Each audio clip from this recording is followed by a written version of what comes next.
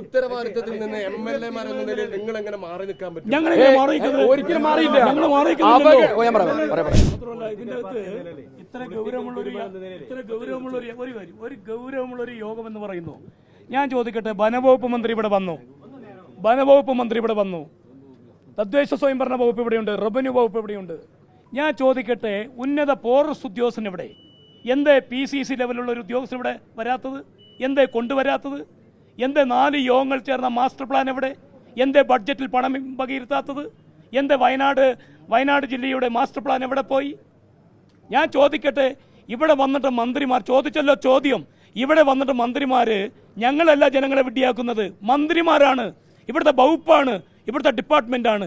ഞാൻ ചോദിക്കട്ടെ, ഈ ജില്ലയിൽ ഫോറസ്റ്റിന്റെ സ്റ്റാഫ് പാറ്റേൺ വർദ്ധിപ്പിക്കുന്നത് എവിടെയാണ്?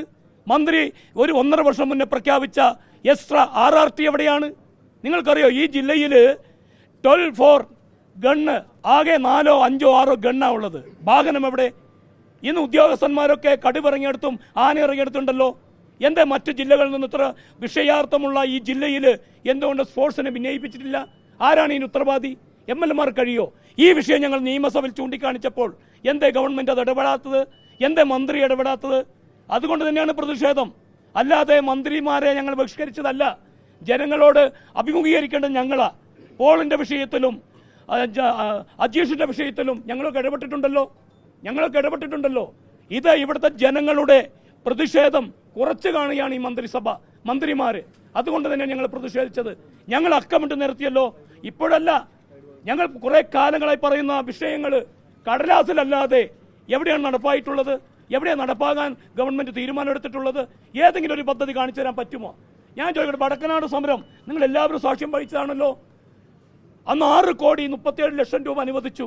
6,37,00,000 രൂപ എന്തേ വടക്കനാട് മേഖല അത് ഇംപ്ലിമെന്റ് ചെയ്യാത്തത്? എന്താ നിങ്ങൾ അതൊന്നും കാണുന്നില്ലേ? നിങ്ങൾ ചോദിക്കണം.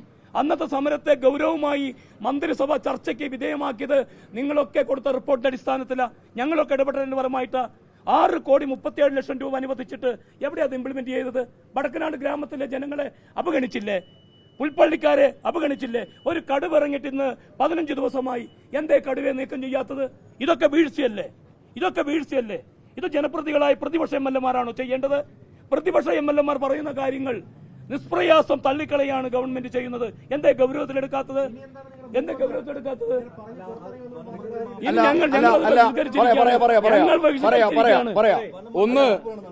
മനവും ഈ ജില്ലയുടെ ചാർജ് ഒഴിവാകണം. ഈ ഉത്തരവാദിത്തത്തിൽ നിന്ന് MLA-മാർ എന്ന നിലയിൽ നിങ്ങൾ എങ്ങനെ മാറി നിൽക്കാൻ പറ്റും?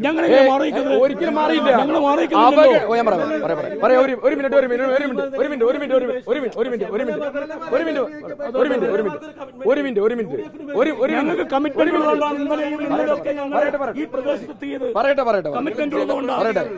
പറയട്ടെ ഒരു മിനിറ്റ്.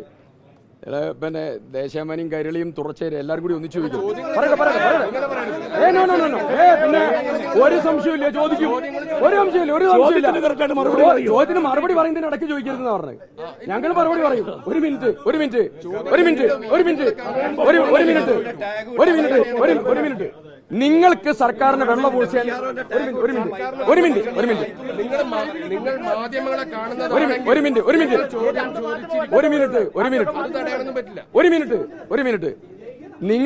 നിങ്ങള് ചോദ്യം ചോദിക്കുമ്പോ മറുപടി പറയുന്നതിനോട് വേറെ ചോദ്യം ചോദിക്കാതിരുന്നാൽ മതി.